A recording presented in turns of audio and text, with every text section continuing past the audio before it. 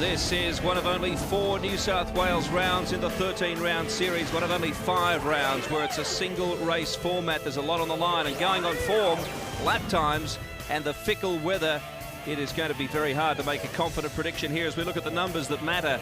300 kilometres, 32 starters, with a few drivers out, Skyfleet, Krause and Thexton. In fact, for the 77 laps, 75% race distances, 58 the pit window between 2 and 55 with stops for tyres and fuel. The cars are gridding up right now. Wet conditions here, more showers predicted, very humid conditions as well. The Munro Pole Award, well, that was quite a stunning performance. It went to Marcus Ambrose, who was 6th after regular qualifying, but he stormed through in one of a number of form reversals in that particular shootout. John Bowe noticeably went from fastest in regular qualifying to the back of the top 10. So we are set for what should be a very interesting battle. And it's time now to join Neil Crompton in the hot seat here at Eastern Creek. Eastern Creek Raceway, one of the most difficult tracks on the tour to set up a race car for, just under 4 kilometres, anti-clockwise in direction. Very high speed approach here to turn 1. This is the layout. That fast sweeping left-hander is a beauty. Then down to the tight left-hander turn 2. 3 and 4, very awkward to set the car for because of the change in camber on the road. 5, 6 and 7, very few passing opportunities here. 8 and 9. 9 is where all the aggravation was last year at the end of the championship. 10, 11, 12. 12 is critical to a good lap. You must get a good run onto the straight. That's what this man can do most of the time. Mark Scaife, he's put his car up on the front row. This is turn 1, 5th gear, just over 200 kilometres an hour. Running completely out of road on the exit. 2nd gear, double apex left-hander, down to just over 75 Ks.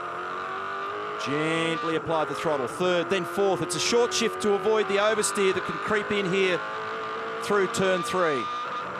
On the rev limiter across the bumps over the tunnel on the approach to 4. Patience is the key with the throttle here because the road rolls away on camber. Turn 5, 125 Ks.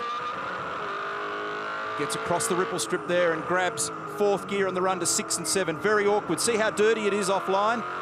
It's a one-line corner there, no passing opportunities. 4th gear for the run to Corporate Hill. Big bump in the middle of the corner, ripple strip to the left. Scaife doesn't go back to the left in the traditional race line. He track sacrifices, stays right, turn 9, 2nd gear, just over 75 Ks.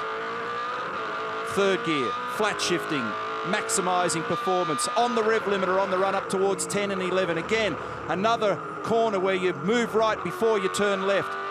Makes for very few passing opportunities. Turn 12, this is the critical one. Get a good run on here, you make free time. Come off there in 3rd, 4th, 5th, and then grab 6th gear. Just under 270 Ks past the grandstand. Our pit reporters today are Daryl Beattie and Greg Lust. Let's go there now with some alarming news for the drivers, Rusty. Yeah, it certainly is, Billy, but one thing they should be in mind of today, or some of them should be mindful of, is that V8 Supercars Championship point score. It's imperative these days to finish every round. Just to be classified a finisher could have a big impact on the final standings at the end of the season. Now, for 4 drivers today, that'll take on even greater importance. For Simon Wills, for Stephen Ellery, for Tony Longhurst, and for Craig Lowndes from Ford Performance Racing. These drivers currently have no runs on the board, and to qualify as a starter for the next round in New Zealand, they must be in the top 32 in the championship point score by day's end. Failure to finish here today for those drivers is not an option. Daz? Well, this rim is one of 18 rims that's been destroyed by turn 11 so far this weekend. What happens is that the drivers try to cut the corner there inside of the rim here as they rejoin, catches the edge of the curbing and results in major damage. For that, they can gain maybe 2/10 out of a lap time or spend 45 seconds coming back to pits to have it fixed. 77 laps, 300 kilometres. It's a silly mistake you don't need today. There's been a lot of residue from the Adelaide round. Let's take a look at some of that in the form of penalties. Neil Crompton, Team Dynamic, one of those teams that came away a little poorer.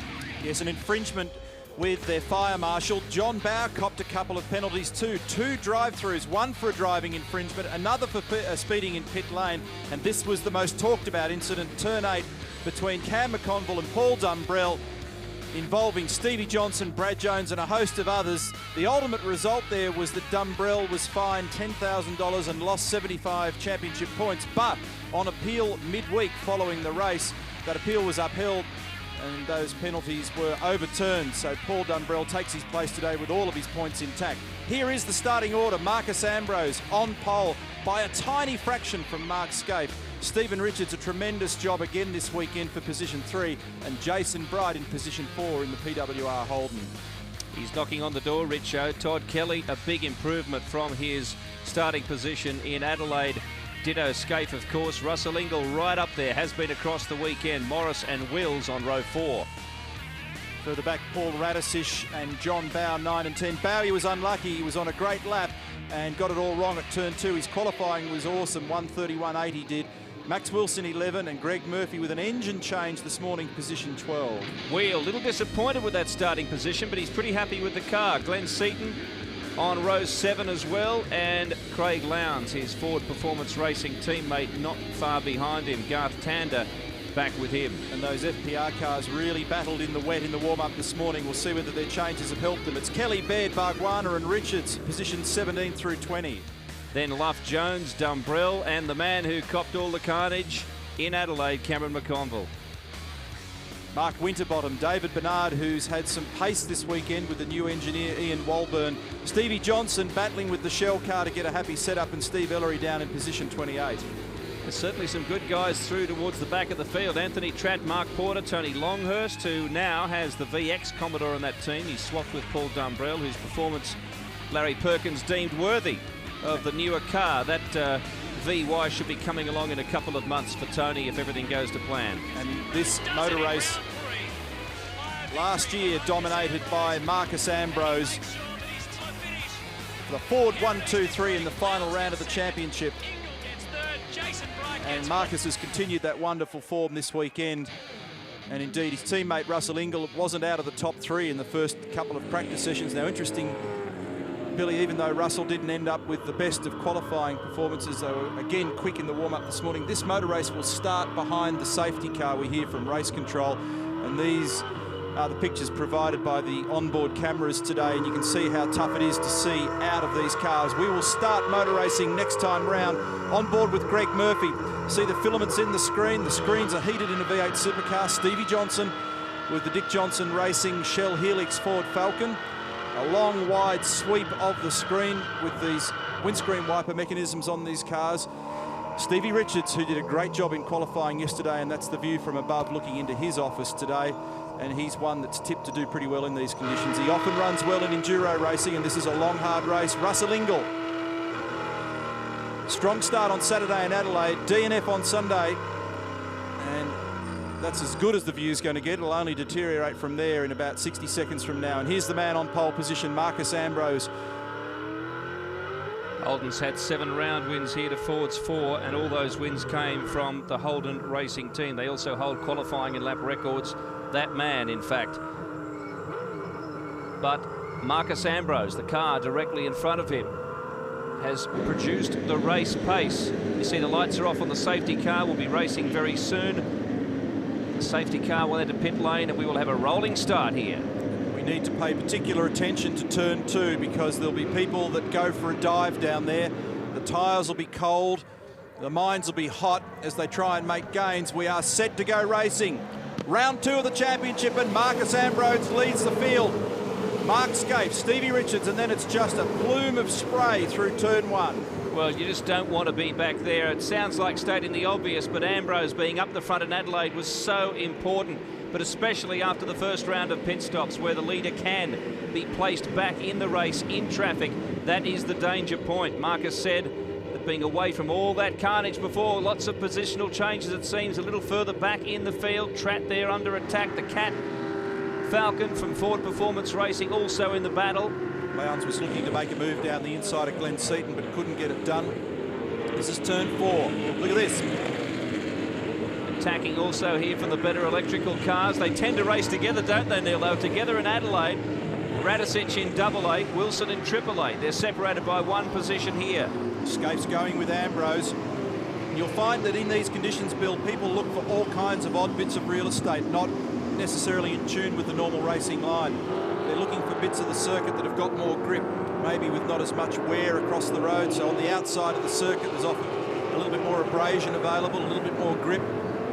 Everybody tries to figure out what they've got in these early laps, and at the same time, not only minding their own business, but trying to deal with all the traffic around them as well. Well, there's plenty of moving around. There's attempted passing, as you can see. Wilson trying to get up the inside there of John Bowe. Oh, and that was just the edge of adhesion there for Greg Murphy as he got out on the very extremes of the circuit. But so far, they've managed it pretty well. Here, Taylor just trying to poke his way through, and does, in fact, get up the inside of Max Wilson, but can he hold it? It puts him in an awkward spot when they make the run onto the straight.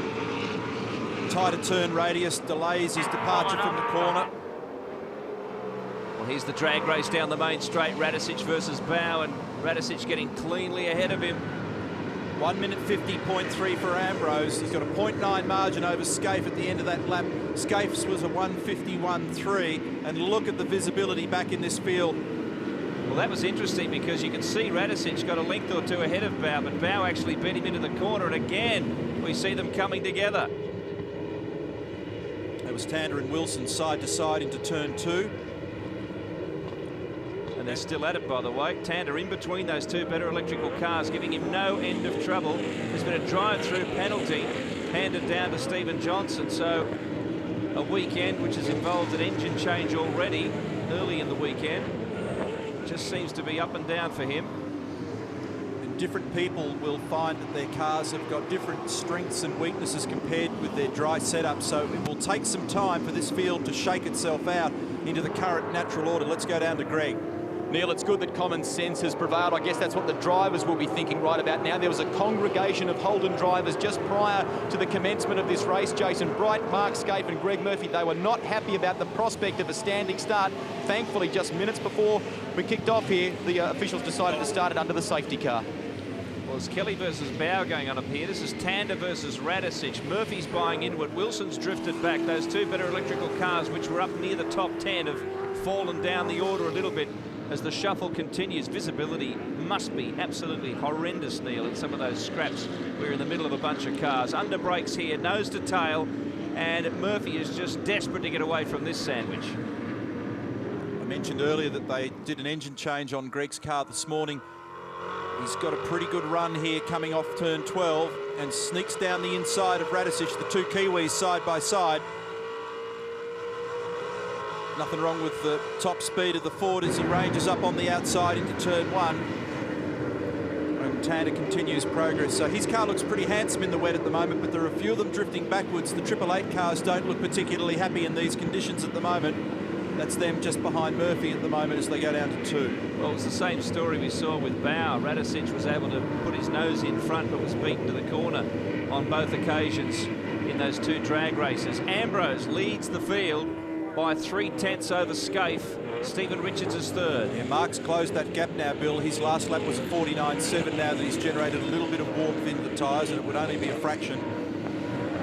And got everything up to speed. Marcus 150.3, Mark Scaife 149.7, so the margin narrowing to 0.34 of a second at the end of that lap. Stevie Richards, Jason Bright, Todd Kelly, Paul Morris, Rick Kelly, Russell Ingall, John Bowe, Simon Wills, Garth Tander, Paul Radicic, Greg Murphy, Max Wilson, Paul Wheel. And look at this, Scaife getting closer and closer now to the back of Ambrose on the run up to turn 10.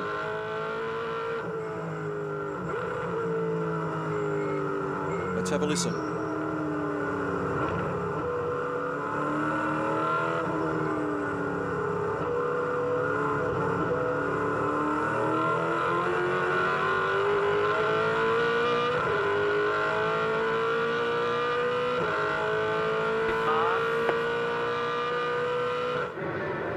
Scaife applying the pressure here. It's not sure to drive out of the corner, that Stone Brothers Falcon, is it? It's been one of their great strengths, wet and dry. And it's going to be on here. Scaife's definitely got some pace. And can he sneak down the inside? Oh, he's locked the rear brakes. Does he turn around? He has. He's turned the car around, putting pressure on Ambrose. And the Ford fans erupt. They stood and cheered in the stands here. Scafie rejoins the race now. The top 5 or 6. Just settle back into a rhythm, mate. The top 5 or 6 cars had about 2 seconds between them, so he may not have lost too much track position there. He's dropped back into position 6. He's behind Todd Kelly, and could have been not as catastrophic as it could have been. It's very easily done. It probably looks easy in the lounge room at home, but you've got a little bit of car speed on somebody. You have a look, you think you've got the pace, only have to be a metre too late and you're in trouble. There you go, snatches the rear brakes. He was within inches of the back of Ambrose and just slithers off side of the racetrack. Fortunately, no gravel trap or anything out there to stop the car cold. And here it is again. You can see the closing speed that Scaife had on Ambrose in turn 2. Marcus really looking for some odd lines, as I mentioned before, around the circuit at the moment in search of grip, in particular at turn 12 last time. He was hunting for ways to try and get more pace out of the Pertec car, and then Scaife applies the pressure, gets it wrong, and off he goes. Darrell. Yeah, Neil, intentionally trying to find out a strategy down here at the moment, but I feel that everyone's just going to go with the weather, especially with wet weather tyres on at this stage. If this track tends to dry out, then they're going to have to come in and change those because they go like soft rubber and marbles. Fuel burns down because it is wetter, so there's a lot of issues. They're all just watching the skies and their computers and the satellite images. You wouldn't want to jump to too many early conclusions at the moment, as you say, Darrell. You need to see how this race unfolds. We've got Rick Kelly down the inside of his brother here heading towards turn 1. So Scaife is off and running once again. He's given away a fair old margin. Well, Ambrose leads Stephen Richards by nearly 5 seconds, and the gap between Richards and Bryant is another 3.7 seconds, and then 2.5 to Mark Scaife, who's already caught up 2 positions, as Neil said, very quickly. You'd expect Todd Kelly to give way, but good move on Rick Kelly as well. Rusty.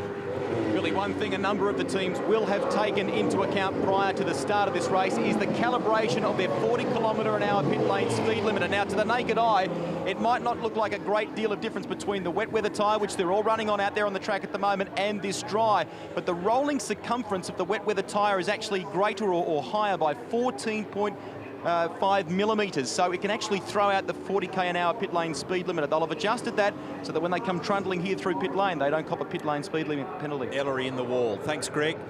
And that could produce a safety car, given how deep he went in. He went off this morning in the warm-up as well, and incidentally, Mark Scaife went off at that very same corner in this morning's warm-up when he was having a battle with Stephen Richards. Safety car will stand by and probably be scrambled because of this incident as they try and extract Steve Ellery. I don't expect he's got any dramas there. He should get safely out of the car. The yellow flags are now flying. The safety car boards have been deployed, and you can see where Ellery has gone in. I think that's on the exit of turn 1, in the high-speed exit to turn 1. Well, this throws up the usual assortment of possibilities regarding pit stops. Of course, it brings Mark Scaife a lot closer to Marcus Ambrose, so a little bit of trouble saved there for him. Ellery in a lot more trouble in the wider context. No points from Adelaide after making the top 10 shootout. He had a suspension problem in race 1, turn 8 collision in race 2, and it looks like 0 points again. He'll be struggling to get to New Zealand. That's his dad, Bruce Ellery, and he's gone in a long way and gone in hard there too, Bill. You can see by the damage on the front of the car, and it's travelled hundreds of metres. Crew's now gearing up to get rid of one of the compulsory stops. And the first man down in this queue looks like Todd Kelly, car number 22. But everybody will take this opportunity. Let's go down to Darrell. Yeah, watching Todd Kelly pull up here on the slippery concrete with all the rain here. Nice and easy stop. Just changing wet weather tyres. I'm trying to get a glance at the other wets here. They still look fine, Neil, so the track's still wet enough. He joins the track. One of the issues that everybody will be dealing with here today is a very slippery pit lane. You can see the difference between the asphalt and the concrete. When that concrete is wet, it's diabolical. Quick shock adjustment here on the dynamic car to try and find some grip with this car. The little stubby jacks have gone in underneath. Doing a roll centre adjustment on that car. Remember, many of them have got roll centre adjusters in the back window. Okay, pit lane 3. Oscar Fiorinotto on the radio. Many people took the opportunity this morning to road their wets, meaning that they did give them a light scrub to take off any of the wax used for the mould release. The tyres are manufactured new. If you dare go out there on brand spanking new tyres in these conditions, it can be very, very dangerous. We're about to restart racing here at Eastern Creek, still under the safety car, but we understand it's going to peel off. There it is, the lights out. A couple of big movers and shakers as we take stock through this little pause in the race. Garth Tander and Rick Kelly, 16th and 17th, respectively, after qualifying, have now moved up to, well, Tander is 6th and Kelly 5th. Strong performances there. Russell Ingall qualified 3rd, fell back to 6th in the shootout, is now holding 10th position in the race. So the wet weather playing havoc with a few strategies. Track conditions are a bit odd at the moment, Bill. The air temperature here is 25 degrees. The humidity is very high. The track temperature is 27, so it hasn't rained for the last few minutes, and you can see already the track is noticeably drier. Makes me think that the people that gambled on that stop there, even though many of them actually made car changes, which is probably the primary reason they came in, have possibly gambled the wrong way, because if this track dries out enough to go for slicks, they've double penalised themselves as we go racing once again. Ambrose leading them into the first corner there, the two better electrical cars further down the field. 11th Wilson, 12th Radisich. Richards right up behind Ambrose now. This is Scaife's back in this battle by virtue of that safety car. There he is, tucked in 4th position on a semi-drying track, but not one that has a distinctive dry groove on it. You can still see, look behind Marcus's car, you'll still see that plume of water. There is still water on top of the road there, and Ambrose continues to search for ways to get grip under the Pertec Falcon. Scaife was having a good look there at Jason Bright further back. He's got great pace at the moment, Scaife. Ingall trying to fight his way back from 10th in the field. His teammate Todd Kelly took a service, obviously. Those that came in included Glenn Seaton, Porter, Todd Kelly, Simon Wills and Dale Breed, so they're the gamblers to some extent. Actually, Ingall is back in 11th now, Neil. He's lost that position to Max Wilson and trying to regain it. This is Scaife and Bright. Up the inside at turn 8 for Mark Scaife, and Bridie leaves room for him there because at the moment he hasn't quite got the car underneath him to match the speed of the HRT car. It's certainly got a good wet setup on the Holden Racing Team car. Traditionally, many of the teams don't actually make alterations to the setup of the car when they know we're going to get patchy weather conditions, but it was so wet just before the start of the race. Oh, Bowes turned around here at turn 9. Was it on his own or was somebody else involved?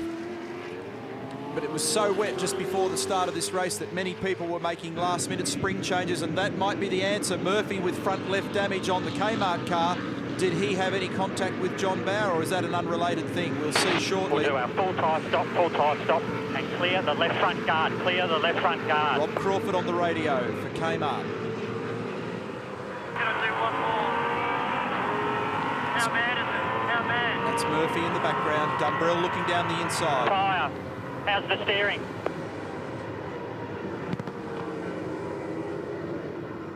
A lot of smoke in the cabin. Okay.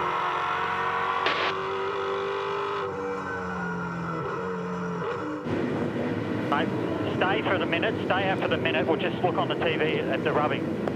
Doesn't look like the damage is that bad on that car at the moment. It's maybe folded the front left guard down a fraction, but you'd certainly be patient and have a good long hard look at it before you drag the car in. In fact, it's the splitter that's rubbing. I don't even think it's the guard. It's just moved the splitter back. And but it's very bad under brakes. You can see there's the damage. You can spot it just at the fixing point of the front wing assembly. Looks like a lot of pressure there and a lot of friction. Ambrose has just knocked off a 1:49.6. Last lap for Stevie Richards was a 50.4. 49.7 for Scaife, so he was only 0.1 slower. Bridie was a bit slower at 51.2, but remember he made room for Mark Scaife right here at turn 8. Here's a replay. Do we get more knowledge of what happened here? Yes, certainly Murphy and Bauer have somehow, it seems as though they've somehow got together, but we don't see much more than that, so can't draw too much in the way of conclusions from it. Rick Kelly's still going very well. His last lap time was in the 49s as well. Greg Rust. Well, Stephen Ellery, it looked like a decent hit. What happened? Lost the back of the car turning into turn 1 there, and I was basically a passenger from there on, and the car's collected the concrete wall pretty hard. It's done a fair bit of damage, and I must admit it bloody hurt. Either way, it's going to really hurt your bid for Pukekohe, isn't it? Yeah, look, we're going to have to get the car back to the workshop, strip it, make sure we can fix it and get it on the boat in time. That's certainly not what we wanted. We needed to get to New Zealand, but that's how we go. Good luck. Thank you. Murphy has come into pit lane, so they're going to take a look at the 51 car and clear that guard. Darrell's going to be on the spot. Incidentally, Scapes just nailed a 49.1. He was nearly 3/10 quicker than Marcus. We go on board with Greg while the Kmart crew prepare to have a long, hard look at this car, and they'll use the opportunity to take the tyre stop, the compulsory tyre stop. Let's go down to Darrell. They got the fine implement that's very popular throughout motorsport now. They've got the big beater here. I think they're going to give this guard a bit of a belting, as you can see now. It's not gentle. It looks like very minor, like you said, very minor damage, wheel changes, everything else is fine. Fuel requirement for this race, had it been dry, is the best part of 200 odd litres, so nobody can take fuel at this early stage of the race. Well, they won't make it through to the end. The wet conditions, incidentally, you'll burn something in the order of about 15 to 20% less fuel. And the fuel burn around here is about 2.5, 2.6 litres per lap. Depends on the engine and the driver as to what you actually, and the conditions on at that moment, what you actually burn. Ambrose has pinched a bit more than a second on Stephen Richards, who seems to be holding up Scaife, as you said, Neil. Scaife's quick and clearly quicker than Richo, or apparently quicker than Richo. And joining that battle very vigorously is Rick Kelly. So this bid to unleash himself will be very interesting. Mark can be thankful for the Stephen Ellery incident just there on the exit of turn 1. That's, you can see the skid marks where Ellery went shooting across the road. Rick Kelly having a look down the inside of Scaife. The thing that they'll all have to be a little bit conscious of now as the track continues to just dry a little bit. And I'm looking at a weather radar, and the pictures, the weather at the moment is coming from the southeast, and the pictures on the radar show us that we've probably still got some weather on the way, but they'll start to begin to feel these tyres fretting a little bit in these conditions. And if you've got car pace like Scaife's got, he did a 48.3 on the last lap to Marcus's 49.3. The problem with it is it starts to eat the rubber very quickly, and the blocks squirm around on the carcass of the tyre, and you lose the square edge on the tyre, and they start to feather off and you lose grip. Let's go back down to Greg Rust. Neil, your weather data is a point of view shared by a number of teams here in pit lane. The common train of thought is it'll stay dry or a little bit humid for around about the next 20 minutes, but they are expecting another downpour. They're encouraging all their drivers to stay out there on the wets for now.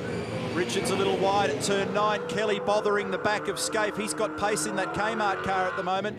Mark had to have a readjustment in the middle of the corner, and I reckon Kelly's up the inside here, could actually make a move, and has done it. So I reckon just on this lap, Scaife's tyres are just starting to hurt a little bit. Well, it was only one lap ago that he looked like he was all over the back of Stephen. The situation's turned around. Interesting to see what Rick can do here. Darrell. A quick update on Todd Kelly. The reason he pitted was he said the tyres weren't coming in the wet, so they pulled them off and changed tyres. The temperatures and pressures look fine on them. Glenn Seaton came in. They did adjustments all round on the shocks on that car and changed tyres as well. I get the feeling maybe they committed a little bit too much to the wet.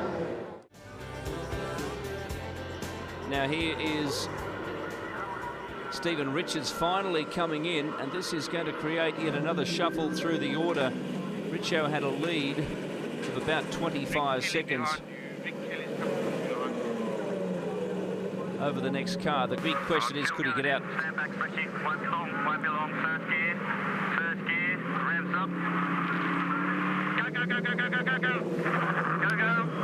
Efficient stop for the Castrol team, and the interesting thing now is where does it all shake out, because Scaife is all over the back of Ambrose, as you can see, and both these guys are just over 5 seconds behind Rick Kelly. And this is the battle for what effectively will become second in the motor race after Wilson, Bernard, Morris take their stops. They're at the top of the order at the moment. Max Wilson, David Bernard, Paul Morris. Richo sorry, Neil. Those that have taken their stops, Rick Kelly, Marcus Ambrose and Mark Scaife, and here they are now. And Stephen Richards has come out in 4th position, effectively, as Neil explained, behind these guys and ahead of Simon Wills and Jason Bright. Good battle though here, Scaife versus Ambrose. It's been pretty much that way in terms of qualifying speed as well. Scaife couldn't use the line advantage that he had then because of the tighter radius. squeezed the throttle immediately in second gear. She burst into wheel spin, and Marcus just skipped away.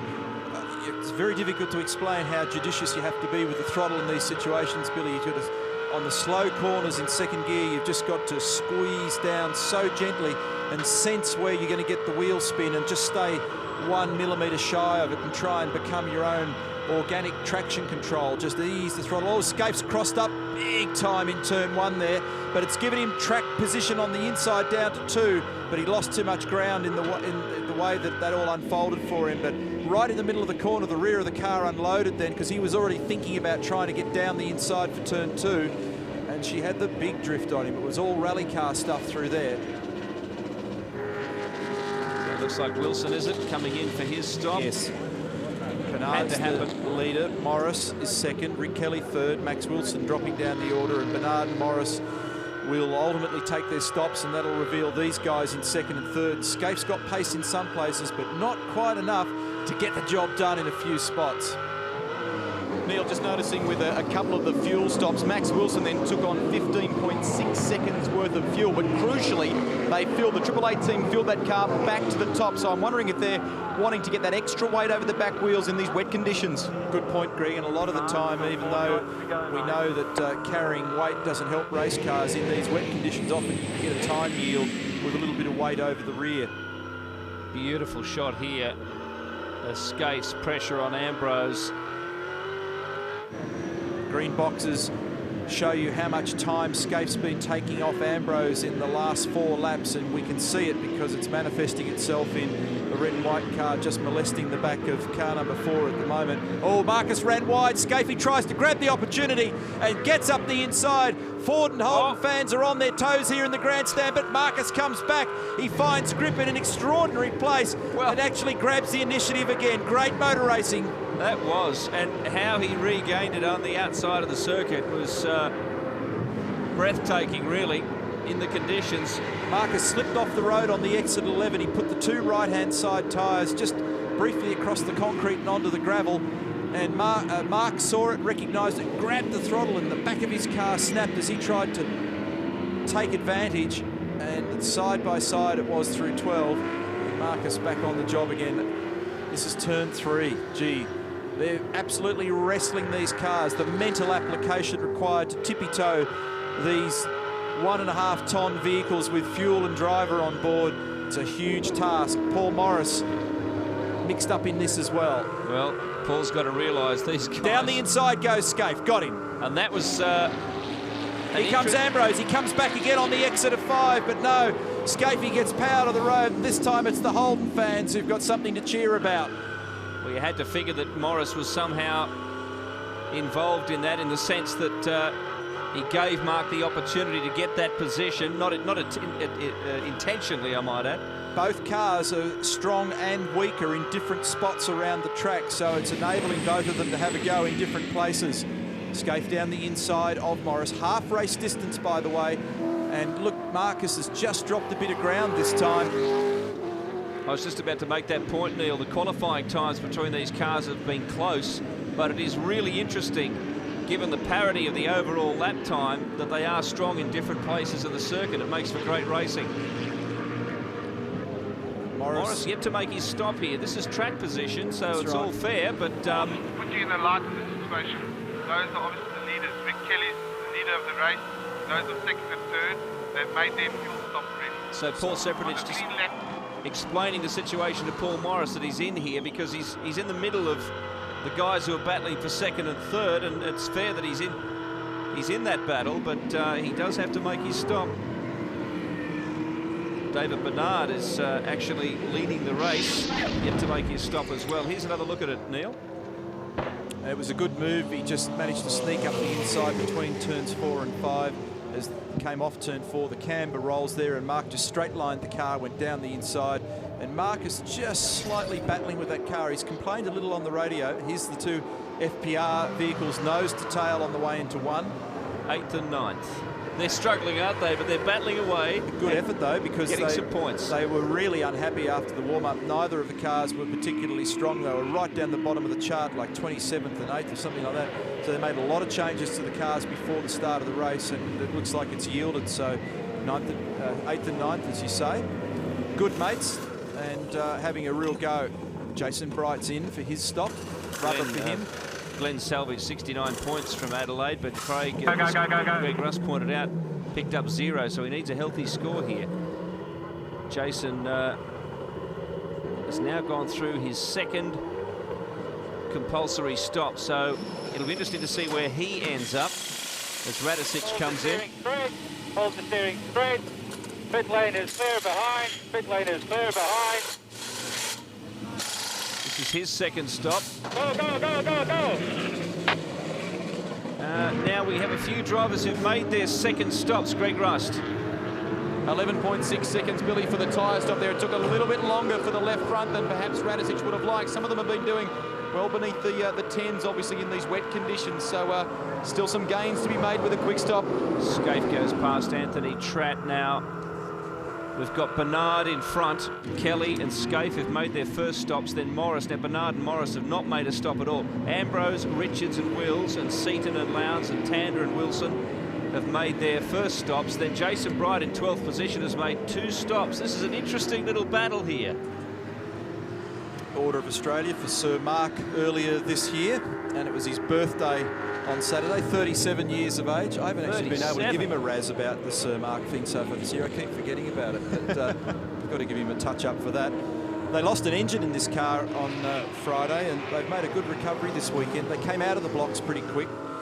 He's been busy in the last couple of weeks, as he always is. He's got a lot on his plate, Mark Scaife, involved deeply with Holden Special Vehicles and always with a heap of corporate appearances all around the countryside. But really the team knuckling down hard in between Adelaide and this weekend, looking to try and make sure that they had the precise setup required to be competitive. They can't afford for Marcus Ambrose to get too much of a run on them early in the championship, or it becomes a real nightmare down the road. Kelly leading Scaife by 7.28 seconds as Maxie Wilson makes his second pit stop. And Please repeat, Rick, please repeat. Hello, this could be interesting. Please make a note of car 88. Okay, thank you. This is 40 laps complete, 40 laps complete. The vigour of Ingle prevails, or doesn't. He runs wide again, and Jason gets a good look on the inside, but Russell holds into the next right-hander. And there is the look of ferocity that we've come to know and love, but it's now a battle for 9th, actually, because Glenn said Scaife is gone. And that is an irretrievable position, I'd imagine. Well, how did that come about? I was going to say Glenn Seaton actually has spun as well, which brought that Ingle Bargwana battle to 1 for 9th, but he's trying different. Get out, mate, I don't think it's gone to the axle. Rusty. I'm at Stone Brothers, Neil, and they're setting up for a stop for Ambrose. So they're obviously anticipating a safety car period. As soon as they saw the pictures on the screen, Ross Stone, Paul Forgy and the boys said, right, let's get these tyres and be on standby. Now we're seeing the aftermath here, Greg, of Scaife just running into the exit gravel trap. I think this is turn 8 on the outside of Corporate Hill, but I'm not sure of that particular angle. I can't work out precisely where he is, and he's tried a couple of different gears. He tried to reverse out, tried to drive out, but it's bellied on the gravel. Everybody's in, the safety car's out. Rick Kelly's the race leader. They'll do the tyre stop for him, and now this will afford an opportunity for everybody to rattle through their second compulsory stop, and that's what Greg was alluding to with Ambrose. We'll go down now to Darryl. Yes, Neil, it's frantic here. Rick Kelly's been driving brilliantly. They can't get the left rear wheel off this car. Heat or temperature, they eventually got it off. It took 3 guys to pull the left rear off this car. He's lost a lot of time in pit lane, but joins in front of Ambrose again. Well, Darryl, that was a huge stop because you can see Ambrose right in front of him and things going smoothly. Richards behind you, Marcus. He lost. And Kelly is just in front of Longhurst, who's the next car in front of you. But he lost some margin, and that's important because it just brings them back a little closer together. That was a bad stop for Kmart. Whatever the problem was with that left rear wheel, it was costly. Now everybody's got to relearn what they've got underneath them here. Tippy toe on cold tyres. Problem in the front right corner of the Lounsmobile. Morris has come in for his first stop as well. Just about everybody is there's confusion here. Taking the chance. Oh dear. Bear in mind, in the qualifying session, Lowndes was got to a drama come in. going on here. Let's have a look what's happening here. It's this has been a bit of an issue with a few of the teams. These retaining nuts. It's Grant trying to bang the wheel nut back into the wheel centre so they get fresh rubber on that car. That's been very costly for Lowndes, but I've seen this happen a few times so far this year, Darryl. Yeah, Neil, not only with that issue with Craig, but Glenn Seton was sitting behind Craig that whole time, waiting for his fuel turn now. So a lot of guys losing some critical time towards the end of this race. It's been a tough weekend for that team. I was going to say in qualifying. You're going to have to hold longer. Hold another 5 seconds, Chris. Hold another 5 seconds. The fuel wasn't flowing. That's Dave Patterson on the radio, Glenn's engineer. And the issue there is that the nuts are now, we might even have a look at one if we get a chance during the race, the nuts are captive in the wheel. They're retained within the wheel, but some of them have been fouling and giving all sorts of trauma. And I don't know what the actual issue was with the Lowndes car, but there's Scaife. He is on the outside of turn 8, so for some reason he's rotated here and ended up buried in the middle of the gravel. And he was most displeased about that, and that's not a good thing for him at the moment. He needed a strong result. Here's the in-car. Did he do this all on his own? It seems so. Out in the marbles. It's a strange place for that to happen. There was Porter in the yellow car behind him, and no, it can happen out there, Billy. There's a bump, and it was pretty slippery offline. And the thing's trapped over its own tether now. Who would have thought? This is just wild. Todd Kelly. They yanked that car around then. He...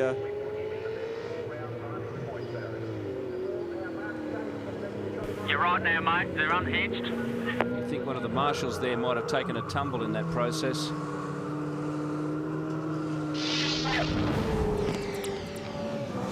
Yes, he did. Ooh, that's, you could have turned an ankle there quite easily.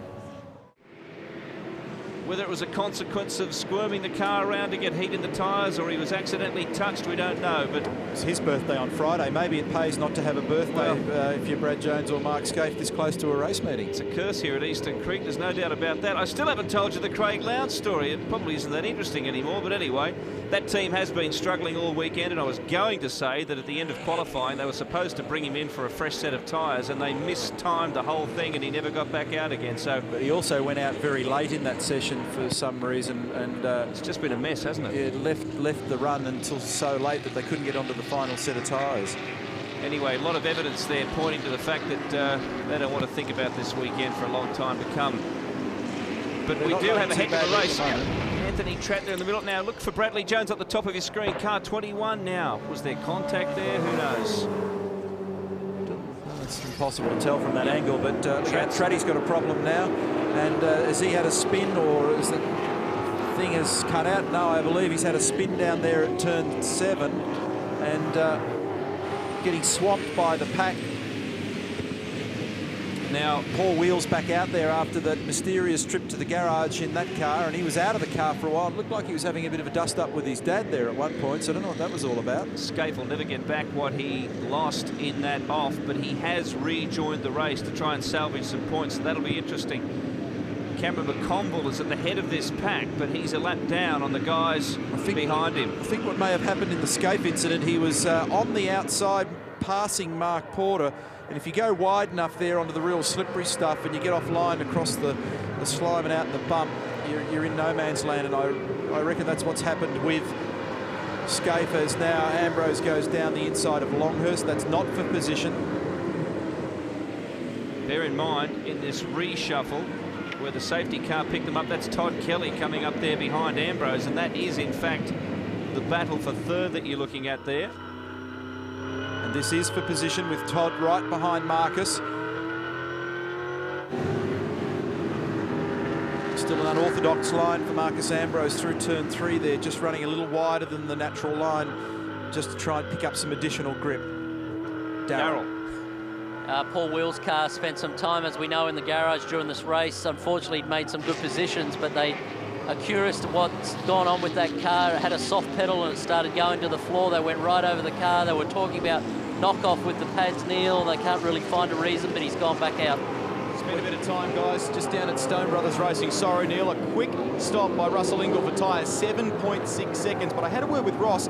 We compared the last few laps between Ingall and Ambrose prior to both their tyre stops.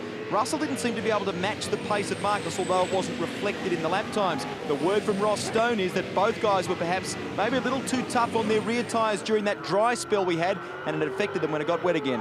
Certainly those that had pace in the dry spell would have punished their tyres, Greg, and we made mention of that, and it was evident that as soon as it got a bit wetter again, they really battled.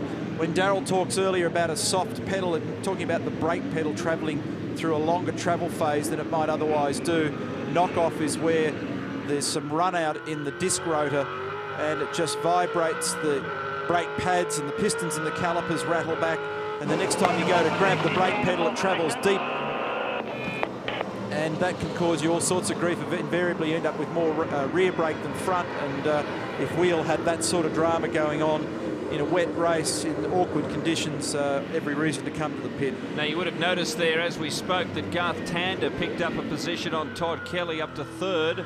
Rick Kelly still your race leader, and it's a 6-second break as Garth still applies the pressure to Marcus. Bear in mind, Rick has won a round before. That was with Greg Murphy at Bathurst last year, but he has not won a championship round on his own. This could be a major breakthrough for the young man. Garth's got some speed here at the moment. He's attacking the back of Marcus, and they had a bit of a nose-to-tail contact at turn 2 there. And Marcus just checking. Position, Marcus. He is for position. There you go, self-explanatory.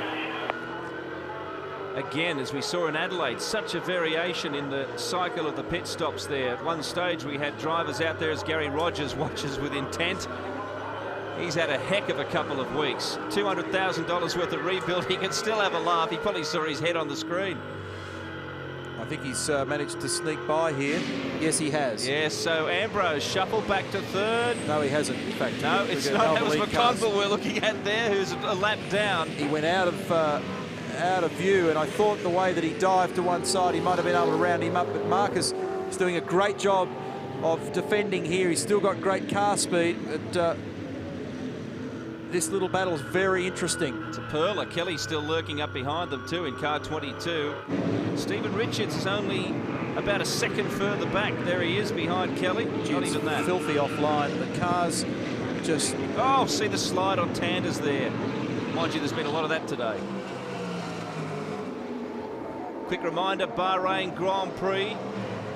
Mark Webber reasonably happy with his car, even though he's a long way down the grid. But we do have good news, and that is the Williams cars are very close to Ferrari. So we could see the most competitive race of the year. Hope you'll join Neil and myself tonight. Marcus has run wide. At the critical moment, Marcus runs out of road. Locks a brake. You can hear it just chirping in the background, and off he runs. Tander gets through, and that's a real drama for him, and that puts him back in touch with Lowndes, 6th, 7th kind of area, and leaves Rick Kelly with no pressure. Tander in second, and here comes Lowndes down the inside now. So Marcus still a little unbalanced, obviously, from all that, but still holds position. Lowndes nearly forced his way through. What a great drive from Lowndes, incidentally. From so far back with so many problems. Tremendous performance. Here it is again. Such a fine line between getting it right and getting it wrong in these conditions. And I might mention they vary from lap to lap. It's just not as simple as saying, well, what we had 5 minutes ago is what we've got now. Every time you arrive at a corner and put your foot on the brake pedal, it's an all-new adventure in determining what's underneath you at that moment. And what a battle there for his teammate Russell Ingall as the Stone Brothers crew look very pensive indeed. Ingall up to 8th position. He's had a mess of trouble out there, but Rick Kelly's lead, 8.7 seconds, Darrell. Gary, last race in Adelaide was disappointing and expensive, and this weekend as well, you're talking about wheels and shocks, but this would be a nice little present with Garth the way he's going. Yes, it would be. I mean, there's a long way to go yet, but I mean, it'll be great for the boys. They deserve it. Been a tough slog, and you know, we just got to keep going, and clearly when you do, I mean, as I say, it's not over yet, but it shows you what a bit of perseverance in life can do. This weather's made it into a pretty interesting motorsport race too, the weather. The weather? Well, I mean, the weather's the same for everybody. You get the drivers will always use the weather as an excuse. But it rains for everybody. If it's dry for everybody. And, you know, I mean, it's great for the spectators. So far, so good. Thanks, Gary. Thanks, Darrell. We've seen him limp into the pits subsequent to that. And this is Todd Kelly. Off at turn 2 and comes back on here. Makes contact with Marcus Ambrose, so he's gone off. Made contact, gone off again for the second time in 100-odd metres. Grabs a gear, waits for a spot, sees the Orcon car go by, but when he actually gets a gear and gets going, whack. He and Jason Richards nose to tail at turn 3. So 3 times in a couple of 100 metres and Todd Kelly's on the grass. Unbelievable sequence here, and that's the view from the rear, and Ingle having to take massive evasive action not to damage the Caltex car, which is also carrying some damage on the left rear. And poor old Todd Kelly, unbelievable. He must have felt like he was punch drunk at the end of that sequence, and Jason Richards with nowhere to go, and it does his day. Very frustrating for the Tasman Motorsport. Todd was looking for a spot on the podium there with his brother, which would have been the first time since the Sandown 500 last year, but that involved co-drivers, so it would have been a nice occasion for the Kelly family. But anyway, it's academic. Todd's been shuffled down to 17th, and this man has had a tremendous race, really, under the circumstances. If he gets on the podium here, he deserves a tremendous round of applause, and Greg Murphy only a couple of spots behind him likewise. But Rick Kelly, the leader, it's all compressed now. Kelly's got pace to burn. Ambrose is just battling a little bit with rear tyres, it seems. Tander's certainly got a quick car, and Lowndes is manhandling that Cat car pretty well. And look at how much spray there is in the background there as they come through the exit of turn 1. Tander getting through here on Radicic is a lap down, so Paul doing the right thing there and allowing the top 2 cars to engage in the closing 17 laps of this race. Lowndes is just behind them. What can he dig out? Here he is, Lowndes on Radicic now for... Paul's just making it a little bit easier for everybody where he can. In the meantime, it's Kelly and Tander. We'll soon see the difference in pace between the 2 Commodores here. Radicic is down in 20th at the moment, so he's going down a lap to these guys, trying to maintain his own race pace, but at the same time not foul up people that are battling for position. Oh. Lowndes tries to come up the inside as they struggle to get power to the road on the exit of turn 7. Lowndes is through finally. Triple 8 cars have not been good. And just to add salt to a wound, how about this one? Todd Kelly's going to receive a drive-through for pit lane speeding. Well, he was off at turn 2, off at turn 2.5, off at turn 3, and now he comes back into the pit lane for exceeding the speed limit. So it's just been a shocker of a day for HRT. Well, I was going to say, Neil, how about the slightly bigger picture? When you look at what's happened to Scaife, things seem to have turned around from the Adelaide disaster. And now it goes back down to the bottom again. Scaife, incidentally, was 9th after Adelaide. He did salvage 126 points, which wasn't too bad. It's just that you expect a lot more. 17th, Todd Kelly in Adelaide. Look at the margin that Rick's got at the end of that lap. 1 second now over Tander, who's got another second over Lowndes as they find their feet in these closing stages. But as I suggested before, Rick's got pace, and that's what you need in these conditions. Yeah. He and his engineer, Matt Nilsson, and the entire Kmart team have dialed in an ideal race car for Rick Kelly this weekend in these conditions. It's just been a weapon all day. Remember, he was menacing Mark Scaife in the opening stages of the race, and Todd Kelly, incidentally, now serves that penalty through pit lane as the rest of them work the area between turns 3 and 4. Look at this, the Radicic car as they come down the hill. He's now faced with Stephen Richards. Oh, and we've got one of the Triple 8 cars. It's Paul Radicic has gone off the road at turn 4. One of the difficulties here in the way that the seesaw works in motor racing for Holden Racing Team, Billy, is that they can't really navel gaze too much about this, because at the end of the day, both Mark and Todd had pace today. The problem is that out there in fan and corporate land, everybody goes, what's wrong, what's wrong, what's wrong? We've seen it before. Lowndes and Seaton are going through it a bit at the moment at FPR, and everybody gets on your case and wants to know what's going on. What's going on is it's sport, and sport is unpredictable. Weird things happen. We're so accustomed to seeing, in particular, HRT do so well week in and week out, that when they have a rough time, everybody wants to jump on their case, and that's going to be actually adding to the pressure for both Mark Scaife and Todd Kelly. They don't need that nonsense from people at the moment. Greg. Well, John Russell, this is a little bit of sugar for the team, and given the tough start to the year, you could use it, couldn't you? Certainly could. The team have had a tough weekend, and the organic component in the car certainly working well today. All right, quickly, what's Craig saying about the car? Is there more lift in it, given the conditions? Well, I think he's going as quick as it'll go, but we're certainly making up some places, and it's not over until the fat lady sings, but we'll keep our fingers crossed. Good on you, John. Thank you. Thank you. Call that a headset? This is a headset. How's John Russell's form? The organic component of the car's working pretty well today. That's a long-winded way of saying the bloke's driving well. They've got the terminology, they've got the technology, haven't they? And maybe FPR can turn it around before too many rounds have passed. Garth Tander's car's been all over the place. Lowndes looks to be actually putting a little bit of pressure on Garth here. Now, it was Mark Scaife's circuit, then it became Ambrose's circuit last year, but I think Eastern Creek today has stood up and said, we don't belong to anybody. This has been an extraordinary result.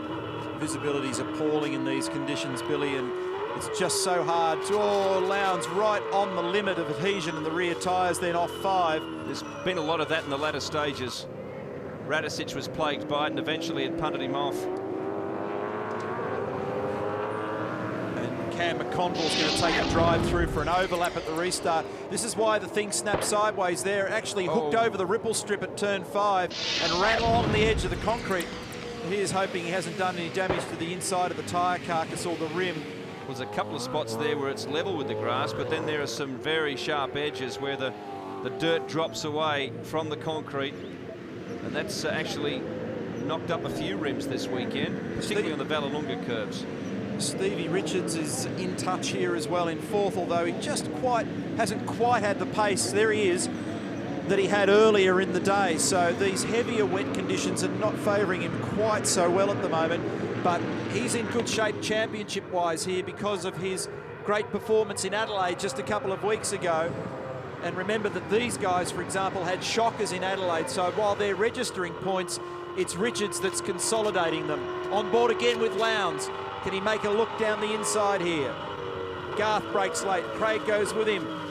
Nip and tuck. He's right on the very braking limit here. He nearly runs out of road at 2. Well, the weather getting into everything, including our in-car camera there, obviously. Great battle here. This is the battle for 2nd place. Kelly. He'll have a look down the inside here at 4. Kelly's not that far ahead of them. Look at Lowndes straight through. Can Tander come back? Side by side into the left-hander here, so Garth may hold it. He had track position for 5, but the two of them running side to side here.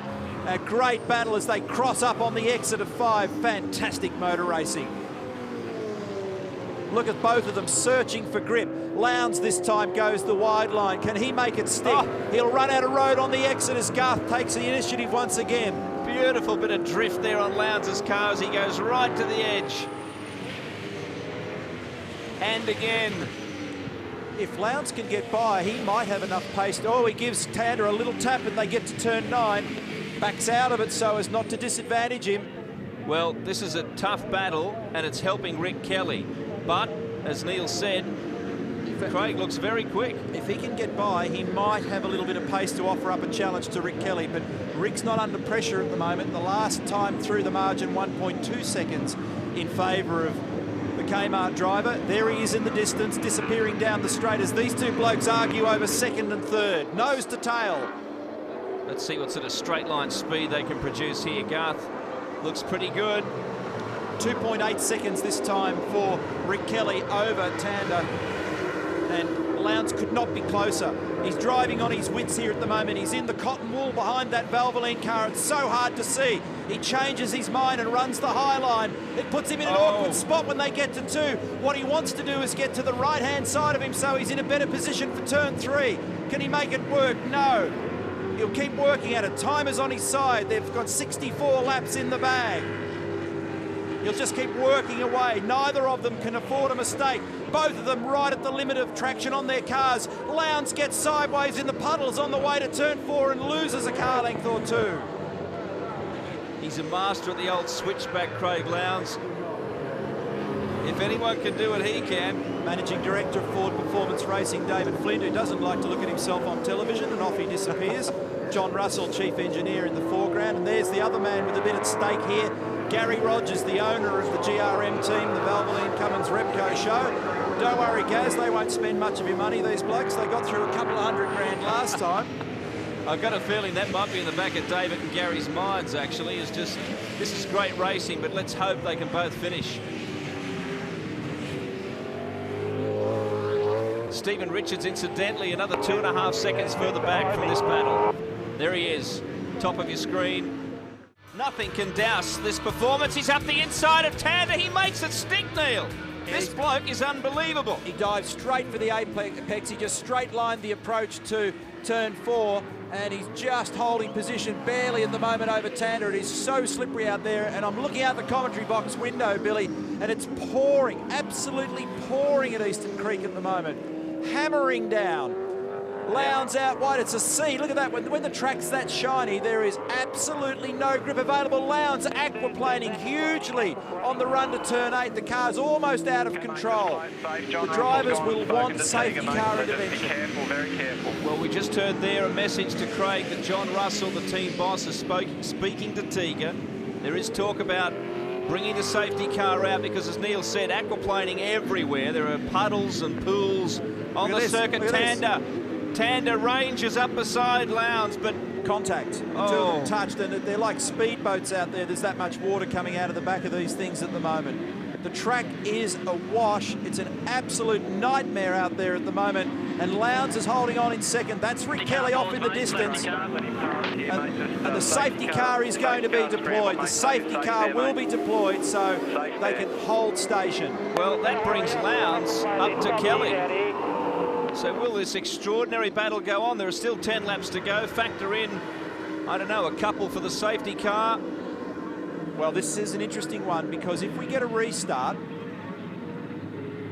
Lowndes is right in touch with Kelly and he's got a bit of car pace. The track is saturated though, and I don't know whether we're going to be able to get on with this given the conditions at the moment. And Rusty, they don't look like a boating, sorry. Just down in pit lane, guys, a team that's done an exceptional job in these conditions today, given the start to the weekend. Dick, the young bloke's going all right. Yeah, not too bad. It's about time, I think, that we had a bit of a result, but still there's 10 laps to go, so one would never know what's going to happen, you know, whether this rain's going to keep up or what. Given the state of things outside there, outside the garage and what it's like on track, would you call it now? Would it be game, set and match as far as you're concerned?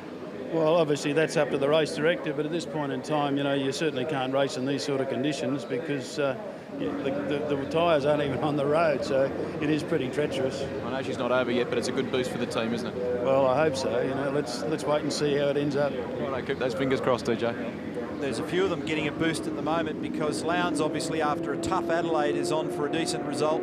And we just heard from this man's father and boss, those guys as well. Now, interestingly, if the points were to unfold the way they currently lie on the road in the overall sense in the series, Stevie Richards, as I mentioned before, because of his great result in Adelaide, would be the series leader with 360. Marcus Ambrose would be second with 348. Rick Kelly third with 336. Greg Murphy fourth, 327. Jason Bargwanna fifth with 270. And Mark Scaife down in 14th position with 192 points. Let's go back downstairs to Darryl. Mark, this is a copy of last year's race here with this rain. Yeah, I'm just listening to the guys on the radio now, Darryl, and we've got the problem, everyone's got their windows down now, obviously, and the rain's going in the windows because there's no speed, hot floor, a lot of steam, and they can't see out the windows of the cars, and they're aquaplaning everywhere. So, look, I think it was a smart move by race control to pull it up at the moment. Shame, it was a bloody good race. We're pretty happy at the moment, but, mate, I'm really happy standing right here. Nice dry conditions, not out there. What's been the turn of speed in your cars? Adelaide in here is showing great form. Yeah, it's not just the cars, it's the whole team, mate. We really got ourselves together last year, at the end of last year, and said we can do this. We're not the biggest team in pit lane, but we reckon we're the baddest. So it's going well. Everyone's chipping in and doing their bit. Do you think this race will restart? I doubt it, Darryl. I really do. I think, just again, I got my guy on the radio now, and he's just saying the front wheels feel like they're not even there. Every time you hit a little bit of a puddle or a stream across the road, car goes straight ahead. So pretty dangerous conditions. Thanks, Mark. Thanks, Darryl. As Darryl just said, it's a carbon copy of last December when we ended up completing the championship in almost identical conditions. Busy couple of... mate. I reckon every driver is complaining, so I don't think it's probably too far away, but I can't guarantee anything. That's Rick Kelly talking to Matty Nielsen. Red flag. Red flag. The race has been red flag. We're beyond the three-quarter distance, and race control have declared it. And that says it all. That shot right there. Red flag, good job. So the Kmart team victorious. Rick Kelly's first solo victory in a V8 Supercar Championship round. He won Bathurst with Greg Murphy, who put the car on pole on that occasion. But Rick has done it all by himself this weekend. An extraordinary weekend for that team because Murphy has managed to finish 5th. This is a team that looked like they did not know which way to go after a couple of practice sessions, but they fought very, very hard, and it really emphasises the team effort behind these performances. And Craig Lowndes likewise. That is a heck of a battle from FPR and that amazing driver, Greg Rust. Well, Rob Crawford, there were some long faces when you hit the track in practice on Friday, and hasn't it come 180 degrees on Sunday? Great effort by Rick, his first solo round win. I think it's the 150th round win for a Holden, and Murph in the top 5 as well. Yeah, no, look, I mean, especially after qualifying, you know, none of the boys were happy, and in the wet, he's just driven absolutely supreme, and the car was good, so... sort of get out of jail day, I think. We came down here to talk to you a short time ago. You were busy upstairs talking to the race director, or pleading with them, I guess, to call this thing, were you? Yeah, well, I mean, look, not even our guys were saying it was dangerous out there. There was lots of other teams, you know, you scan all the radios and every driver's saying exactly the same thing. It's just too dangerous at 60 Ks even. We knew when he was coming up through the Formula Holden ranks and the other formulas what a great driver he would be in trying conditions. He did an exceptional job today. Yeah, oh, absolutely. Just a really mature drive for a young guy. Absolutely. We're wrapped. Celebrate, mate. Well done. Thanks, mate. Well, in the third practice session this weekend, Rick's form slumped to 24th position. You know, they really had a battle on their hands, and they dug that car out and made it a weapon in the wet. So Rick Kelly shows his name at the top of the Shell Helix scoreboard for this race at Eastern Creek from Craig Lowndes. A stellar performance to come from up the back. Garth Tander and he having a sensational battle. Stevie Richards 4th. Greg Murphy, as Rob just said, got out of jail today as well. Stevie Johnson, Marcus Ambrose hangs on at the top of the points table because of his solid drive in 7th. Jason Bargwana, Craig Baird and Max Wilson completes the top 10. Daryl Beattie. Well, David, it's probably not the best way to finish a race, but good result for Craig. It's the best way we could have finished a race. Yeah, it's really, really good. We need it. We've been getting a lot of advice just recently, as you might imagine, and this might put paid to some of it. The boys have done a really, really good job, and Craig drove like a maniac, so the team can do it in the most adverse conditions. More of it to come, I think. You think the car can perform the same now in dry conditions? Oh, look, we never said that it was a continual race winner in 2004. We think the car's good enough for halfway up the top 10. And obviously that's not good enough, but it's as far as we'll get at the moment, I think. And that meets our aspirations for this year. We'll win the odd race. We want to be there or thereabouts. Thanks, Dave. Thanks. Interestingly enough, vastly different teams, that of Rick Kelly and Craig Lowndes, and yet the top 2 cars used identical pit stop strategy. They both did fuel on lap 32 and tyres on lap 45.